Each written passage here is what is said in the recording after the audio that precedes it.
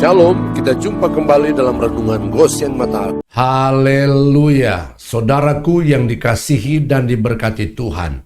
Renungan pagi hari ini bertema, harus menyembah Bapa dalam roh dan kebenaran.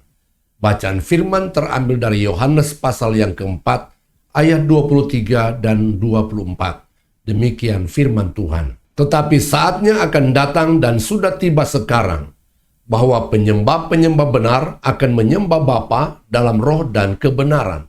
Sebab Bapa menghendaki penyembah-penyembah demikian.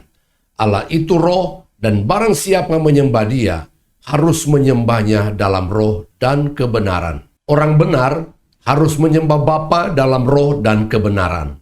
Menyembah dalam roh bukan saja menyembah dengan hati yang bersungguh-sungguh, tetapi ketika Roh Kudus memenuhi roh kita, dan memungkinkan kita untuk menyembah dengan berbahasa roh. 1 Korintus 14 ayat 14. Namun demikian, Tuhan Yesus lebih jauh mengajarkan bahwa tidaklah cukup dengan roh kita menyembah Allah yang adalah roh. Kita harus juga menyembah Bapa dalam kebenaran. Kebenaran adalah firman Allah dan kebenaran adalah Roh Kudus. Yohanes 17 ayat 17. Kuduskanlah mereka dalam kebenaran, firman-Mu adalah kebenaran. Yohanes pasal 16 ayat 13. Tetapi apabila Ia datang, yaitu roh kebenaran, Ia akan memimpin kamu ke dalam seluruh kebenaran.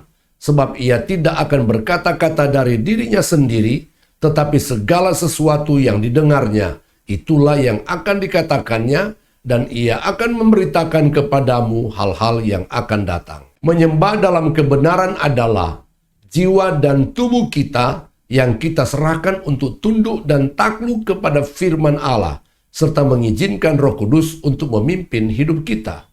Galatia 5 ayat yang ke-16. Maksudku ialah, hiduplah oleh roh, maka kamu tidak akan menuruti keinginan daging. Jiwa yang adalah pikiran, perasaan, emosi, dan kehendak harus kita taklukkan dan tundukkan kepada firman Allah, serta pimpinan Roh Kudus, sehingga menjadi selaras dengan pikiran, perasaan, dan kehendak Allah. 2 Timotius 3 ayat 16. Segala tulisan yang diilhamkan Allah memang bermanfaat untuk mengajar, untuk menyatakan kesalahan, untuk memperbaiki kelakuan, dan untuk mendidik orang dalam kebenaran. Saudaraku yang terkasih di dalam Tuhan Yesus Kristus, ingatlah, kita tidak akan dapat mempersembahkan tubuh kita sebagai persembahan yang hidup, kudus dan berkenan, sebagai ibadah yang sejati kepada Allah, apabila jiwa kita tidak kita bawa untuk menyembah dalam kebenaran.